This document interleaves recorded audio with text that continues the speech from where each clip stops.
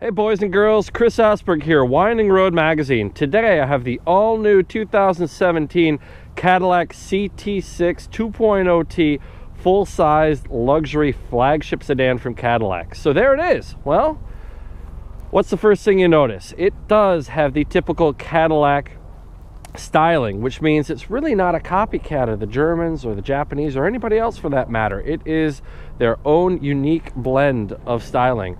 It is a very handsome looking car. It definitely has the classic rear wheel drive proportions. You see it's got a long hood with a big prestige gap.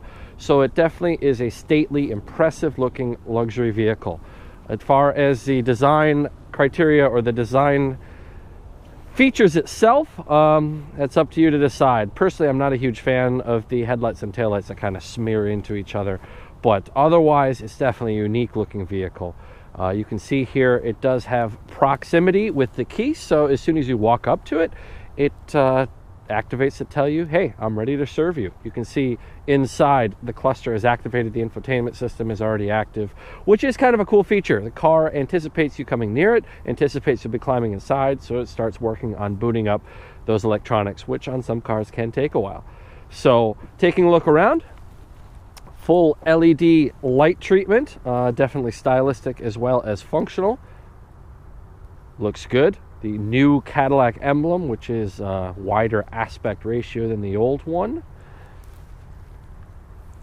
Got some nice aluminum fixed 4-piston Brembo calipers there. They definitely didn't cheap out on the braking hardware. Cadillac's been doing a good job of that lately. We'll get to that, but Cadillac certainly knows what the driving enthusiasts want these days.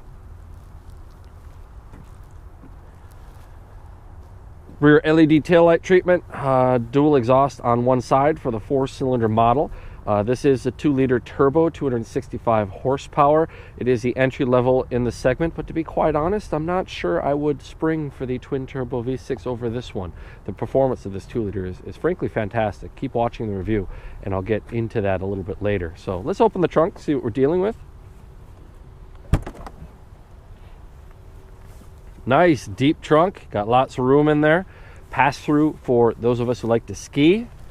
Overall, carpet isn't too bad. It's got some weird diaper sound deadening stuff on the subwoofer, but it's a minor complaint. Overall, looks good.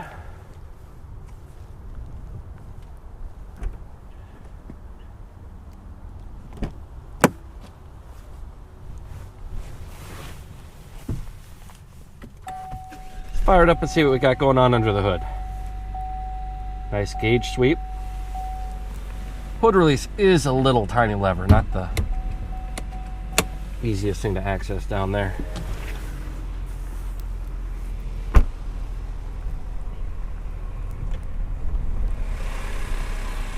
There we go. 2-liter turbo, hot side over here on the right, cool side on the left. Variable valve timing, direct injection, proudly displayed on the noise damping cover there. We've got, looks like some of that aluminum for the new Omega platform is visible on the shock towers here. Got 2 gas-powered struts to hold the hood open, kind of nice. Overall, it's a tidy package. You can see how far set back the engine is underneath there. The axle line is right here, and almost all of the engine is behind that, which is better for your polar moment of inertia. Long story short, that helps the car feel more agile and turn in more quickly. So, nice and quiet engine. Overall, this engine and this platform is a very good combination for refinement. It's smooth and does a good job. I'm impressed with it. How about we go take it for a drive?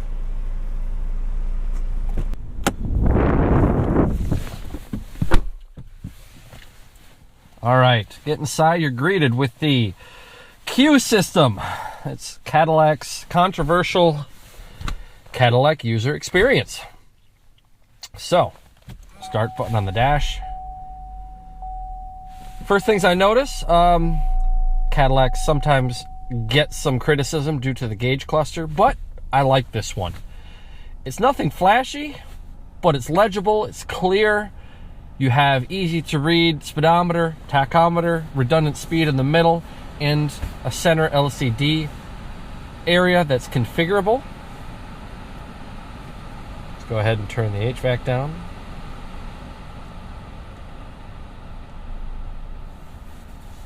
Driving position is very nice. I do like the seats.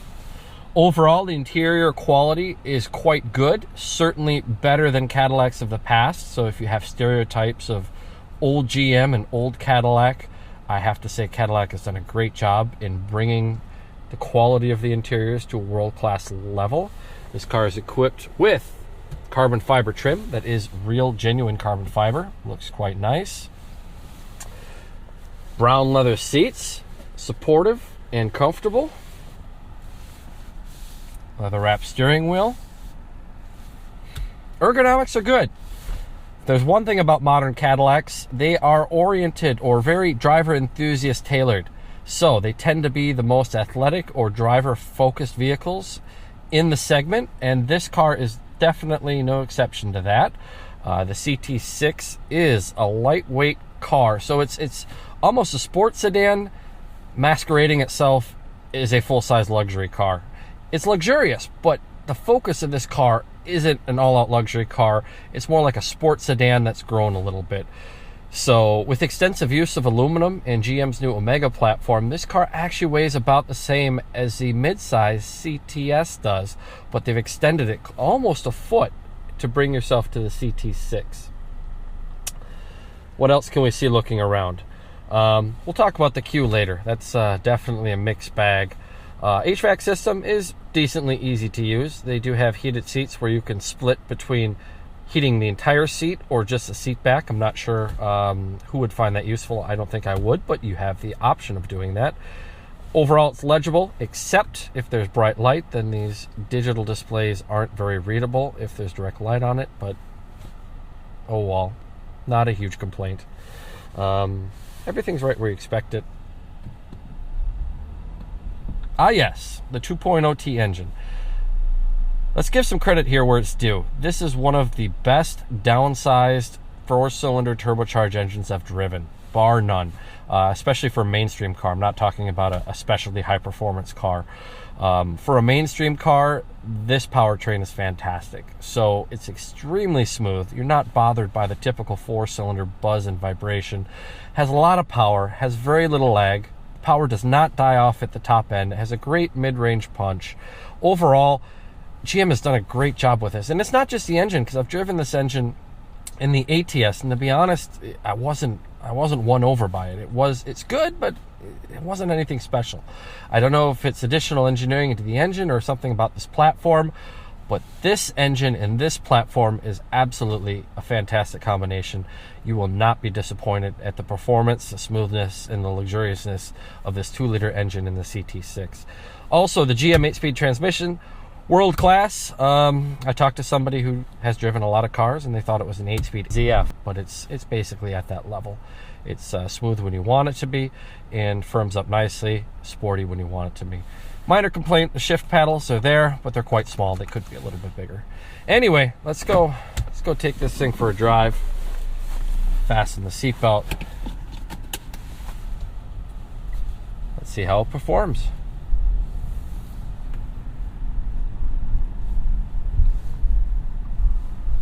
So as soon as I got going there, the seatbelt snugged up quite a bit, actually. Wouldn't call it annoying or bothersome, but yeah, they yank you back into place.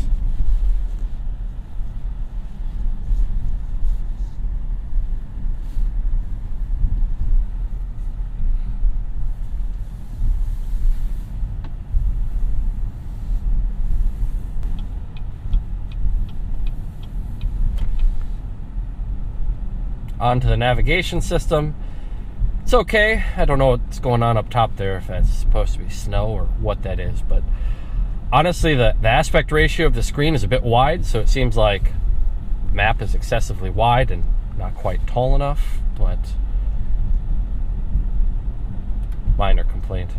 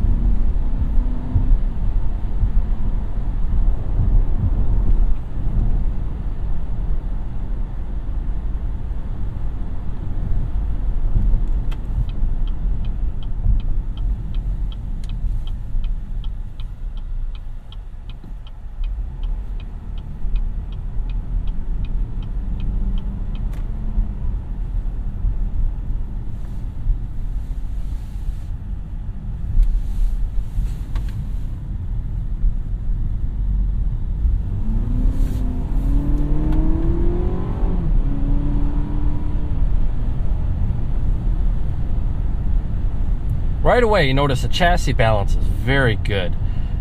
It doesn't feel, I know it's cliche, but it doesn't feel like a full-size luxury car. It really feels like a smaller car than it is. And a lot of that's due to the weight. As I said before, the CT6 uses a lot of aluminum in its structure, and it weighs no more than the CTS, which is amazing. I believe the claimed curb weight of this 2.0T model is right around 3,600 pounds, a little bit more. And that's class leading, man. There's no other full-sized luxury car that's going to come in that weight, and you really feel it in the chassis. The car, it's not a sports car, but it gives you a striking balance between performance and driver-oriented sportiness and luxury. So for being a mainstream car, you know, this isn't an AMG model. It's not the Cadillac V model. It really is. It's a mainstream model. It's the enthusiast choice. It is a great driving car. It brings an athleticism to this segment that I haven't driven in another car like this before.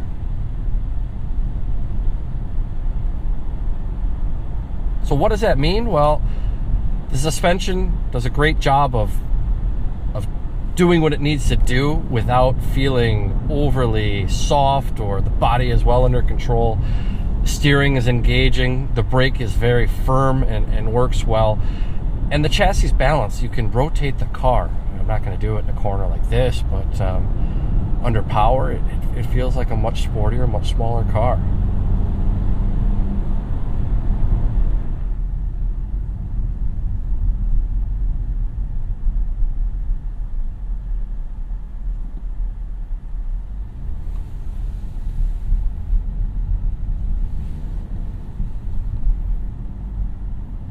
I really wish Americans were better at driving roundabouts. It's so much fun, and you got people that come to a complete stop and there's nobody coming. It's like, oh, I don't know what to do.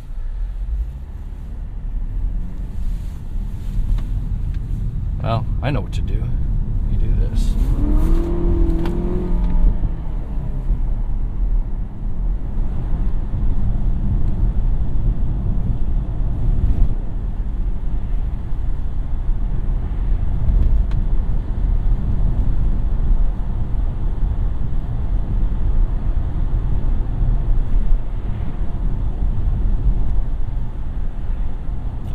One minor complaint, as typical, Cadillac has a two-step defeat for the traction control. So the first step is just the traction control, and if you press and hold, looks like the stability control also turns off with this additional lamp.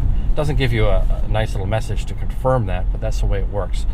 And with a chassis like this, you'd like to be able to enjoy it and get it sideways from time to time. At least I would. I know I'm a little bit crazy, but that's how I feel with a car like this. And sometimes it lets you do that, but sometimes there's a whole lot of torque intervention. It feels like as soon as the rear end steps out a little bit, it starts cutting power. I'm not quite sure if that's actually the stability control, or if it's the rear differential being an open unit. It's trying to brake the inside wheel that's spinning, so it might be some sort of electronic torque distribution. But in any case, this car is begging for a rear LSD, and would be really nice if it had a little bit less electronic intervention when you turned everything off. But once again, I understand that I am kind of the crazy one. There's not a lot of people that want to put a car like this sideways, but you know what? If there's a guy that's gonna want to do that, this is a car he's gonna be interested in. So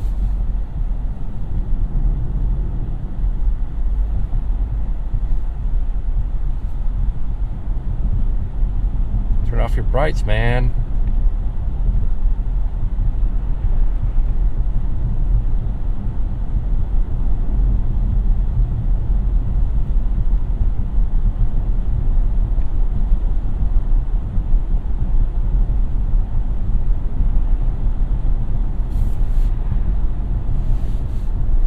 All right, we can talk a little bit about the Q system here. So it's improved. All right, let's give Cadillac some credit. When the system came out, it was definitely one of the most annoying infotainment systems on the market, especially at this caliber of a car. So they've done some improvements to it. It's a little bit more faster reacting. It's got a new little touchpad here that lets you bounce along between the different options. So they've made some effort in trying to improve the usability of the system, but honestly, they've gone from a system that was frankly unusable to a system that's still not great, especially compared to other cars in the segment. Even I drove a Hyundai Genesis earlier today, and that was just heads and shoulders above this system in usability.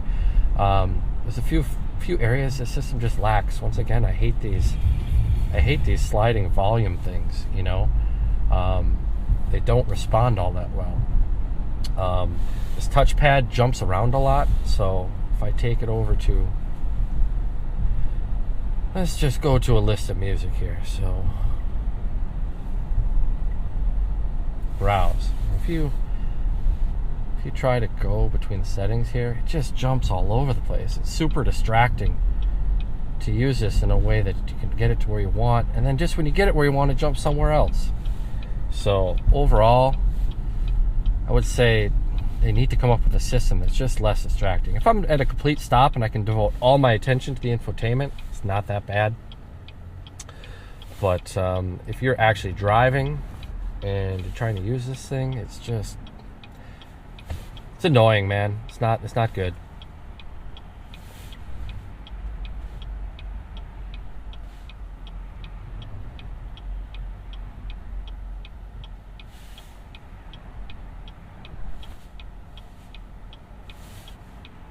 But for everything that it doesn't do well, it knocks something else out of the park. Getting back to the drivetrain, the brakes, the steering, the chassis balance, it's really good. And the quality is a huge step up from GM products to where they used to be. Oh, and another thing too, this car is also equipped with the Bose Panery stereo system. It's got like 34 speakers, including speakers in the headrest. It's really good. The bass production is frankly towards the top of the segment in terms of what you get from a factory system. Very good deep bass extension, very punchy, lots of headroom. No complaints there. The soundstage and the imaging, if you're really into music like I am, it's not the best. It's definitely good. It's towards the top. But some of the, let's say, higher end systems, and frankly these systems are very expensive. So like the $6,000 systems from Bang & Olufsen that you would get in a high end Audi or BMW are a little bit better in terms of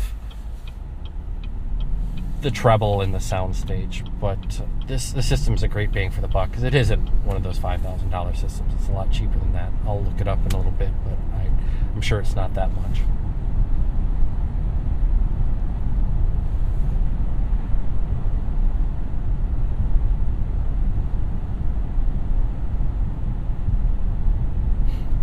And overall price, this car is about $70,000. It has quite a bit of luxury features. It's got a few things that it probably should have and it doesn't.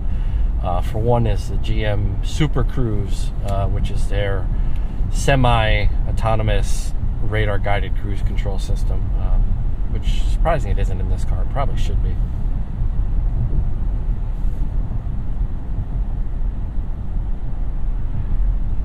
Passing power, good. And the sound is good for a 4-cylinder too. You don't get that typical gravelly drone, and there's definitely no drone even at lower RPMs. The exhaust tuning is very good. I can't say for sure if it's pure exhaust tuning or if they're piping any sort of artificial sound in here as well. I'd like to think that they're not, and that's not a negative thing. I think Cadillac did a great job of putting a 4-cylinder in a luxury car and keeping it like a luxury car should be.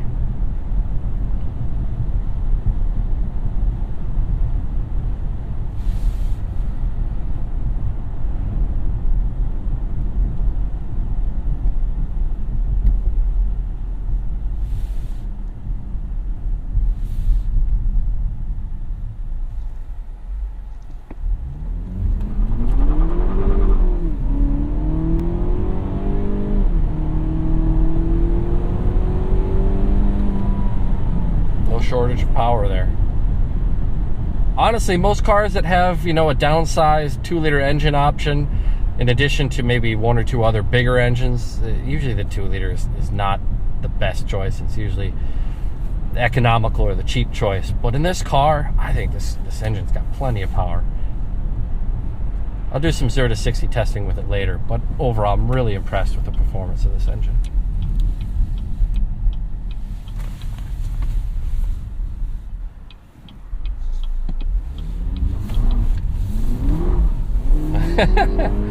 You can see the car just keeps cutting power and everything's turned off, so I don't know what it's trying to do. Teases you with a chassis that wants to play, and if you try to play with it, sometimes it just shuts you down.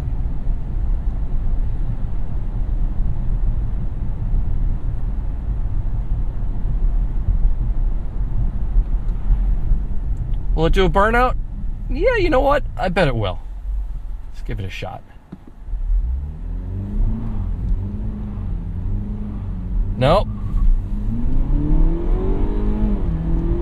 That was a new light that came on. That was saying, hey, this car is serious.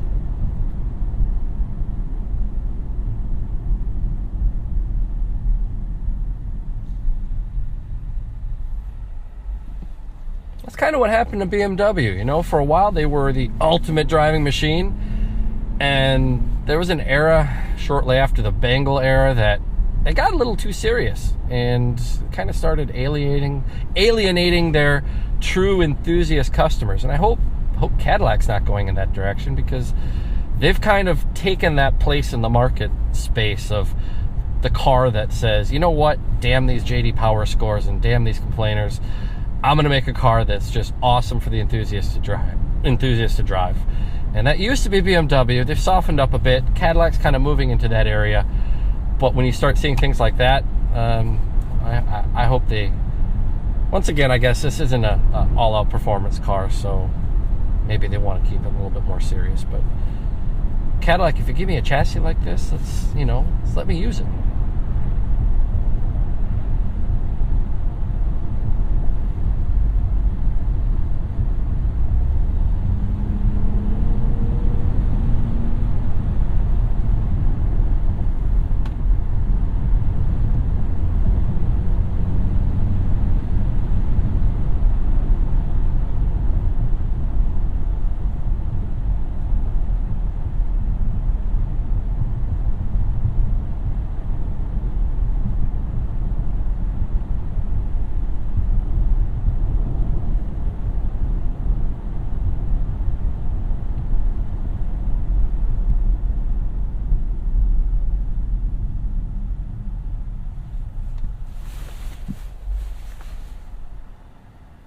Also has an auto stop system, they call it, which is your typical start-stop system. Very well calibrated in this car. It comes to a very nice, smooth stop. It's not clunky like some 4-cylinders can be from time to time. System turns off and stays off for a good time. Comes right back on as soon as you let off the brake or change your brake pressure. Car comes to life quickly. Let me go ahead and do it.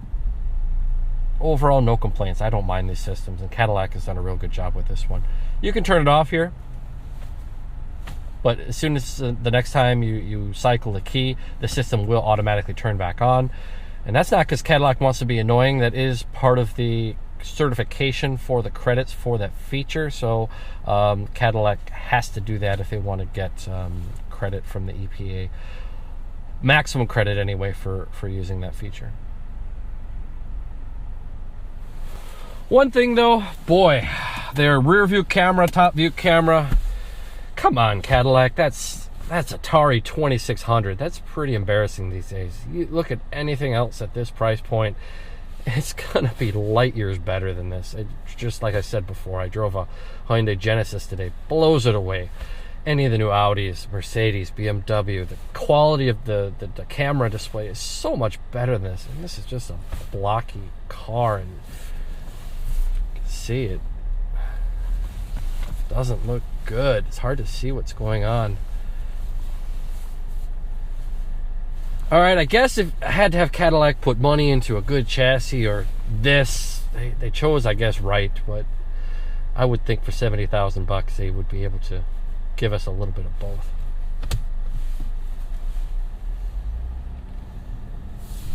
All right, I'm really impressed with the performance of this 2-liter and the CT6.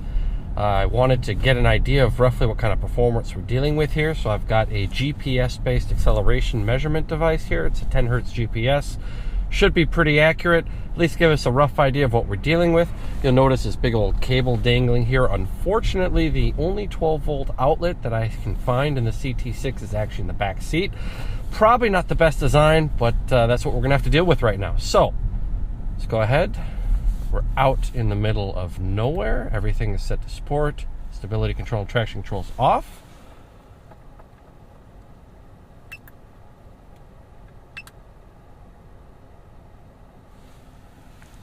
Let's see what we got. A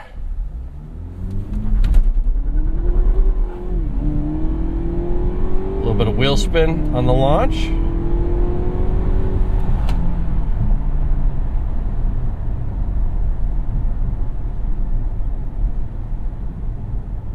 Zero to 60 in 6.65. I think we can improve on that. That did have a lot of wheel spin on the launch. I'm going to go ahead and try it again, but without so much power braking. It looks like we can't get enough traction on the rear tires to do a fully spooled up power braking launch. And on that note, the turning radius on the CT6 isn't exactly the greatest either. All right, this time I'm gonna do a milder launch. I think there goes a raccoon across the road. We'll wait for him to go.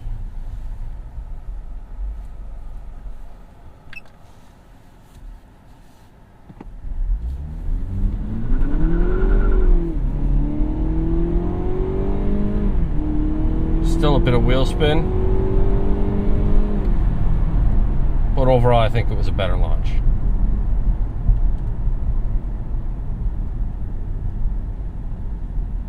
All right, 6.3 seconds. Honestly, I think we can get this car probably down into the high fives, 6-second flat, which is impressive for a 4-cylinder powered D-segment luxury vehicle. Since traction is a big problem, I think I'm going to try a very small burnout just to warm up the tires slightly. On street tires, you definitely don't want to do a big burnout. That'll lead to a overheated and very slick tire. So, see if we can just get a little bit of heat into them.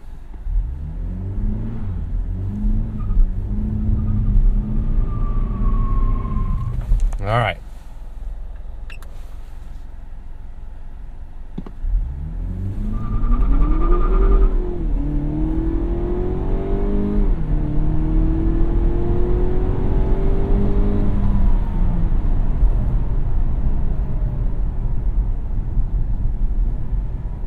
That did the trick. Look at that. 5.79 seconds, 0 to 60.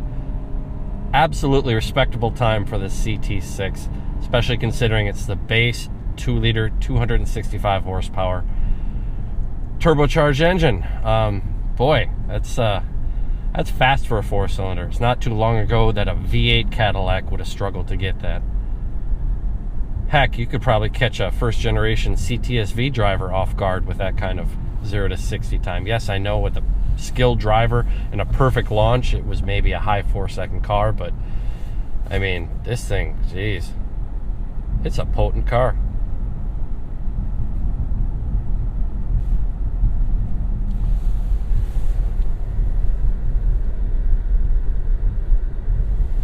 As I said, although the top view and rear view surrounding cameras in this car are absolute crap, terrible resolution, terrible display, one feature that is kind of cool, as you back up and you get closer to something, the warning is not only a visual display, but the seat rumbles to let you know that you need to pay attention to something. So it's not just for the proximity sensors or the backing up, it's also for the cross traffic system. So if I was backing out of a parking space and somebody was coming to either side, it would alert me via rumbling in the seat. So kind of a cool system. It does the job that it needs to do. So I'll give credit to Cadillac on that one.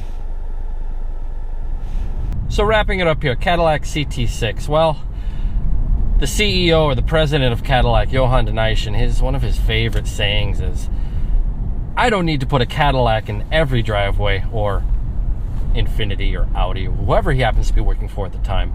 He wants to put one in the right driveway, which says he wants a Focus product. He doesn't need it to appeal to every person, but he has a product that's focused, and he knows who his customer is, and he wants to make the best car he can for that customer, and that gives a little bit of exclusivity, a little bit of focused engineering into the product. And who is that customer for the CT6? Well, somebody definitely who is interested in a driver's car. So just because you have a big old luxury sedan doesn't mean it has to flap around like a beached whale and have poor body control and numb steering and not be fun to drive. This car definitely proves it doesn't have to be. It's not the first sporty full-size sedan, but it's one of the best in, let's say, the mainstream category, meaning it's not a niche performance, you know, S car, AMG, M tailored vehicle.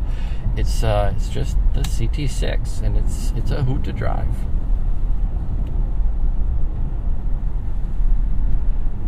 That same customer has to be willing to put up with a few compromises. Infotainment, they got to sack up and say, you know what, I'm going to drive this car. The infotainment does the basics. It's annoying if you try to use it in depth, but you know, with people using Waze and other stuff and phones, maybe you don't need to use it all that much. The stereo is good. Can't complain too much about that. Interior quality is as good as it needs to be, considering the other things the car gives you.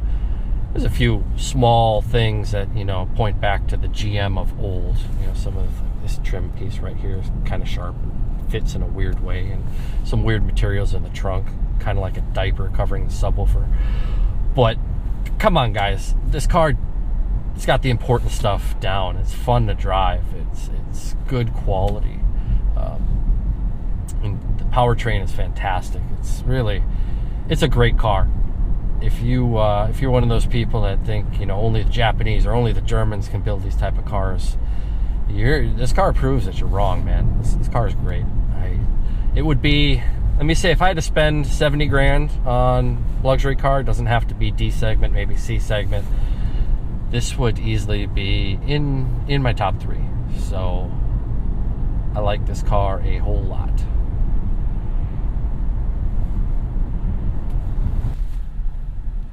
Well, everyone, Chris Osberg from Winding Road here. Once again, thanks for watching. Hope you enjoyed the review.